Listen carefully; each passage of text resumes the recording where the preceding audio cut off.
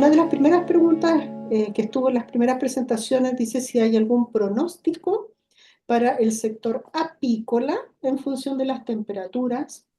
Luego dice, ¿cómo calcular matemáticamente cuando se está en una ola de calor u una ola de frío? Otra pregunta es, ¿qué pasa con los invernaderos de policarbonato alveolar? Porque en INDAP, comenta, se está postulando a estos invernaderos. Y ahora último, en la presentación de Rodrigo, decía, espacialmente el sistema entrega la superficie en torno a las estaciones, que los datos se puedan aplicar. Dejo abierto ahí, no sé quién quiere partir aportando en responder estas inquietudes. Yo puedo responder respecto al invernadero policarbonato. ¿Ya? Eh, Principalmente sería muy similar a lo que vimos de un invernadero de vidrio, que va a depender un poco de la orientación, ¿no es cierto?, como le dé el sol. Y en caso de que se quiera calefaccionar al ser alveolar, también va a tener una mejor aislación térmica. Entonces, en caso de que se haga la inversión o se quiera hacer el esfuerzo de calefaccionar, puede ir un poco mejor que el invernadero de vidrio. Un poco eso. Bueno, el tema de las proyecciones, ¿cierto? Lo que se está viendo es que efectivamente el julio, el agosto y el septiembre, ¿cierto? Las temperaturas tendrían que estar bajo lo normal, las mínimas sobre todo. Ahora, eso también afectaría a la salida de ¿cierto? De la abeja en ese sentido. Ahora, obviamente, aquí lo importante es que tenemos que ir viéndolo por, digamos, por región, por localidad, porque a mí me pasó mucho que hace o hace más o menos unos 10 días atrás anduve allá en Curicó, ¿cierto? A las tierras del Luis, por ejemplo, hubieron días en donde la máxima fue 4 grados del día, justamente en esas semanas donde hizo mucho frío, y en cambio aquí en la región metropolitana las temperaturas estaban mucho más altas, entonces obviamente si bien es cierto el pronóstico indica que las temperaturas tendrían que estar más bajas, no necesariamente significa que va a haber un retraso generalizado, o sea, ahí tenemos que verlo localmente. Ahora, lo importante es que las personas en este caso que estén asociadas al rubro apícola, ¿cierto? Se habla mucho de que de los 10 grados hacia arriba ya las abejas podrían salir, es que conozcan, ¿cierto? Entren al portal, ¿cierto? Y puedan también utilizar la información histórica, que es un poco la que yo mostré acá, referente a cuáles estos comportamientos normales que tendríamos que registrar. En este momento, ¿cierto? Las temperaturas mínimas están alineadas, lo que muestra la red versus el pronóstico, ¿cierto? Que indican los chiquillos de la DMC.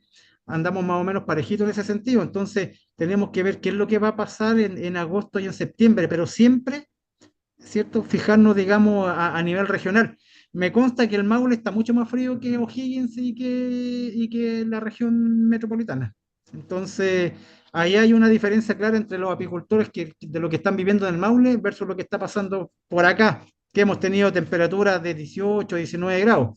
Respecto del vuelo de las abejas, pensando desde el punto de vista productivo, efectivamente, como se pronostica una primavera un poco más fría, hay que tomar algunos resguardos respecto de la actividad de las abejas. Las abejas vuelan con temperaturas superiores a 14 grados, necesitan una cantidad de luz también sobre los 300 watts metro cuadrado. Por tanto, esas condiciones climáticas, si no se cumplen adecuadamente, eh, uno tiene que tomar algún resguardo en el sentido de, por ejemplo, tener más colmenas por hectárea, eh, también pensar en la posibilidad de una polinización artificial. Esos son resguardos que estamos tomando, previendo lo que podría venir en esta primavera. También, por otro lado, los huertos que no tienen sistema de control de heladas efectivo, también tenemos que tomar alguna precaución en el sentido de hacer aplicaciones de extractos de algas, aminoácidos, cualquier cosa que haga que la planta resista en mejor condición a algún evento de la, si es que no tenemos protección de la artificial. También está dentro de las posibilidades y hay que indicarles con anticipación a los productores como para que tengan estos elementos disponibles, ¿ya?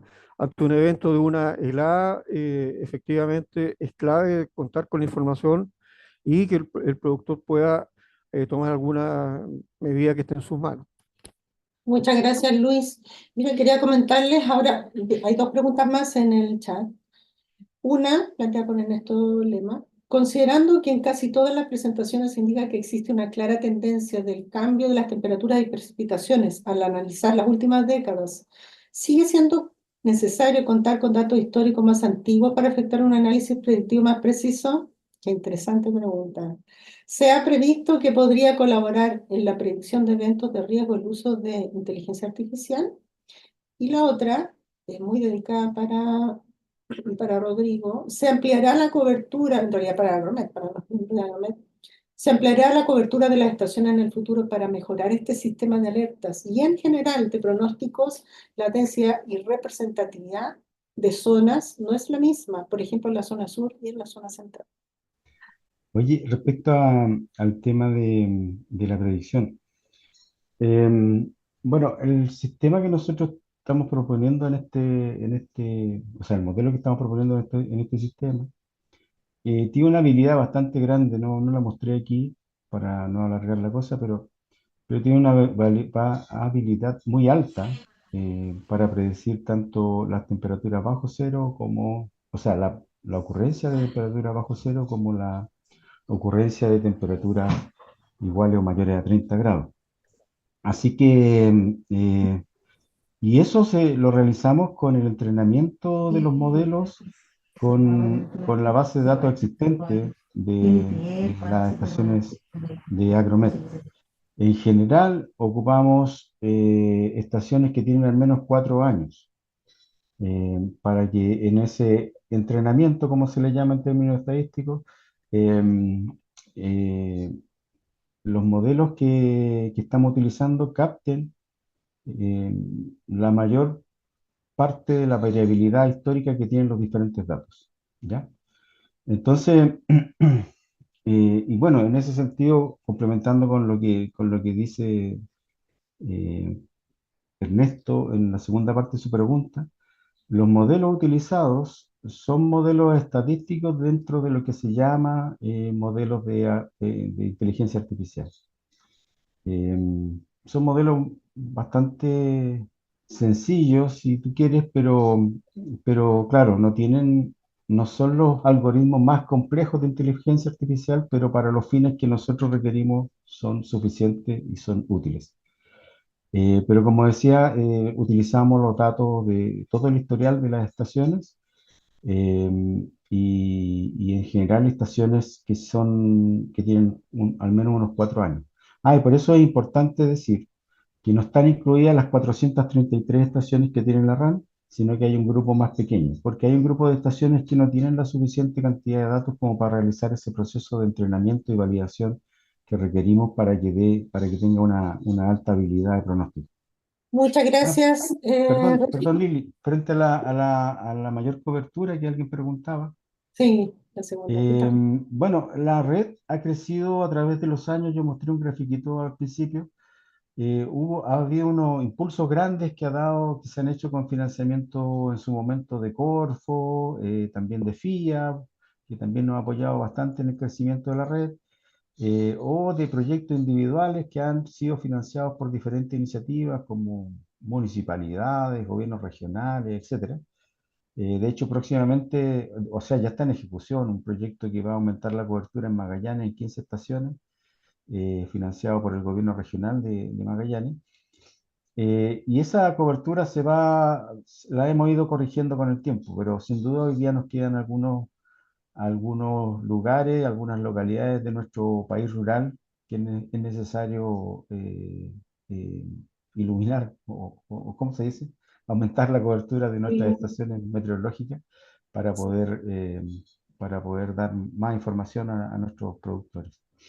Y aprovecho a comentarles ahí lo que tú has dicho, Rodrigo, que efectivamente la ampliación de la cobertura además sigue una lógica. Tiempo atrás, el año 2015-2017, IA apoyó, ¿cierto?, el desarrollo de un proyecto que lideró también la institución Agromet, sobre responder a la pregunta ¿dónde ubicar estaciones meteorológicas para el agro? ¿Cierto? ¿Y cuántas más? ¿Cierto? Y se priorizó. Esos estudios están, para que les interese, nos pueden escribir al PG ahí un correo en que nos pueden hacer distintas consultas sobre la red, info@agromed.cl. Nosotros podemos compartir esos estudios con ustedes. ¿Ya? Entonces, comentarles que la idea es seguir ampliando la red a zonas donde faltan, ¿cierto? Pero además tiene una lógica de crecimiento donde son necesarias, ¿ya? No sé si tú quieres agregar algo, Florence, que vi ahí tu cámara. No, solamente complementar a Liliana que ese estudio, si viene de 2016-2017, habría quizás que refrescarlo, porque también funciona con un modelo matemático detrás, con diferentes variables topográficas, ambientales y de variable climática, obviamente.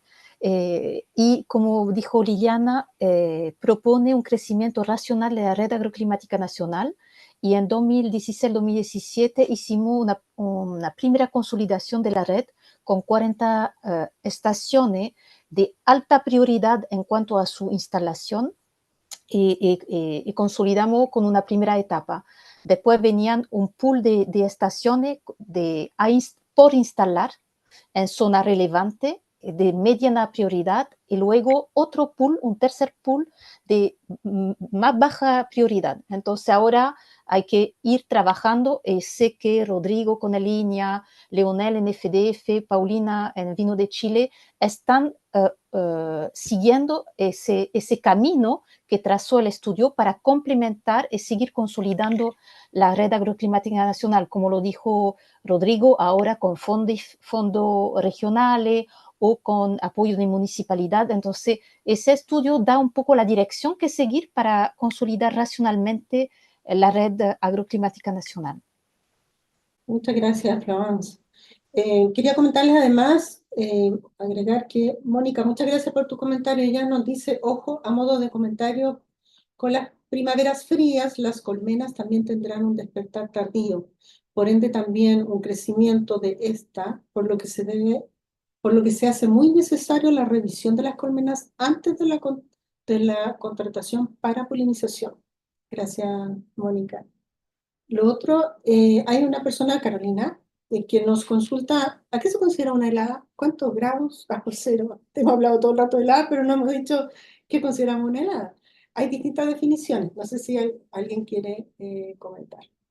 Yo podría partir diciéndole que la Dirección Meteorológica de Chile habla de helada cuando la temperatura mínima baja de 0 grados, helada superficial a nivel de suelo y helada meteorológica cuando esta temperatura se alcanza a 1,5 metros de la superficie del suelo, cuando las temperaturas mínimas bajan, ¿cierto?, de 0 grados Celsius. No sé si quieren aportar algo más sobre distintas definiciones que hay de heladas. Sí, sí, bueno, nosotros hacemos nuestra definición a partir de temperaturas iguales o bajo cero, digamos el- que es la definición tradicional y que tiene que ver con el punto de congelación del agua y el eventual daño que puede generar, que mostraré muy bien en una lámina Adolfo, del daño que puede generar el deshielo del agua que está en los espacios de las hojas, ¿no? Y de los tejidos. A eso es lo que consideramos una helada, sin perjuicio de lo cual la susceptibilidad de las plantas a través del tiempo varía de acuerdo a la temperatura que existe, ¿no? Hay plantas que temperaturas bajo cero no, en el estado fenológico X no les pasa nada y que tienen una tolerancia a temperatura bastante alta, o sea, bastante baja, mejor dicho, a temperaturas bastante bajas. Pero hay otras plantas que son más susceptibles, que tienen que ver con eh, la presencia de follaje verde, por supuesto con 90-95% de agua, etcétera, etcétera. Pero cuando estamos hablando aquí de predicción de helada, estamos hablando de cuando la probabilidad de que ocurra una temperatura igual o bajo cero. Las meteorológicas. Gracias, Rodrigo. Otra consulta interesante, Francisca, gracias. Dice, en esta plataforma también se puede ver el aumento del viento, ya que en la zona donde vivo ya hace un par de años se ha visto esto, lo que se traduce en una pérdida de flores que son de mucho interés en frutales y en la apicultura. No sé, Rodrigo, si puedes comentar, o Leonel. Entiendo que en la plataforma en sí, en la de No, predicción no, pero no, de predicción no, pero lo que puede hacer ahí la persona, quien esté interesado en eso, puede bajar los datos, digamos, y justamente ahí hacer su gráfico y hacer su análisis para este tema.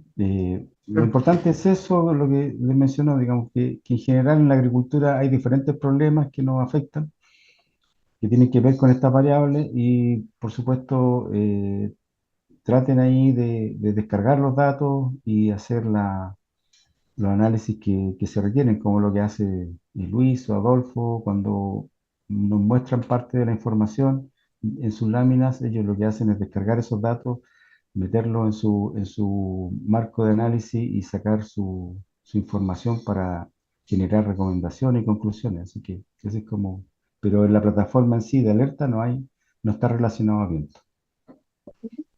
Leo, Sí, hay una herramienta que se llama análisis comparativo de estaciones dentro del Agromet. Y con esa herramienta, ¿no es cierto? Uno puede trabajar internamente en el portal y ella podría hacer justamente el seguimiento de las velocidades del viento por periodos, por 3 meses. Y si ella quisiera, podría también integrar otra localidad cercana donde haya estaciones y hacer la comparación de las diferencias de las velocidades del viento. Entonces, tiene la opción de descargar la información, como hizo Rodrigo, y tiene la opción también de ocupar el portal directamente para hacer esas diferencias. gracias, Leonel. Mira, acabo de dejar nuevamente el enlace para las personas que se integraron más tarde al webinar, el enlace de Agromet para que ingresen, porque la velocidad del viento es una de las, velocidad y dirección del viento es una de las variables, ¿cierto?, que tiene Agromet, que está en el visor principal si uno accede a una estación, la información a las 24 horas, todo descargable. También, como dice Leo, la comparativa de estaciones, y también están los reportes históricos que pueden descargar por estación y por año. Muchas gracias, ha sido una excelente reunión. Acá en la zona de Coquimbo alrededores hemos tenido muy bajas temperaturas, vaguadas muy extensas con alta humedad, sobre el 90%. El suscrito junto a un grupo de amigos estamos analizando aprovechar para mejorar estos sistemas de captación de agua con atrapanieblas en las áreas costeras para obtener agua de consumo humano y usar en la pequeña chacarería y evitar la dependencia de abastecedores externos del gobierno regional. Estamos desarrollando varios esquemas de sistemas bajo costo. Finalmente quiero agradecer la invitación. Muchas gracias por tu comentario y por tu aporte desde Coquimbo. Muchas gracias. Lo otro, comentarles que nos han dejado muchas felicitaciones en el chat.